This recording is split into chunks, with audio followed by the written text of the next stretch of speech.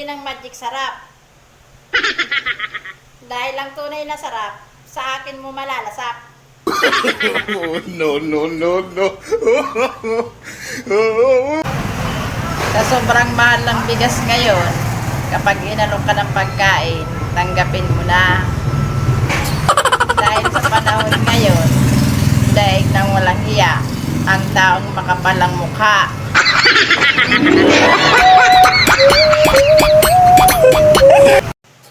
Waiters, kung bibili ka ng damit, dapat yung katulad ko. Simple lang, pero bagay sa'yo.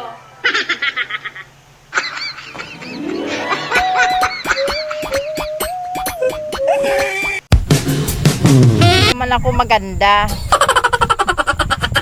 Masarap naman ako magluto.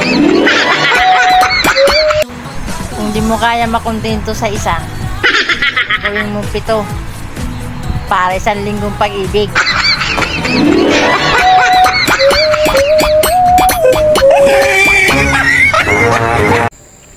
Kawawa naman yung mga misis na iniwanan ng kanilang mister. Hanggang ngayon, dala-dala pa nila ang apelyido. Samantala, yung itlog nila pagmamaya.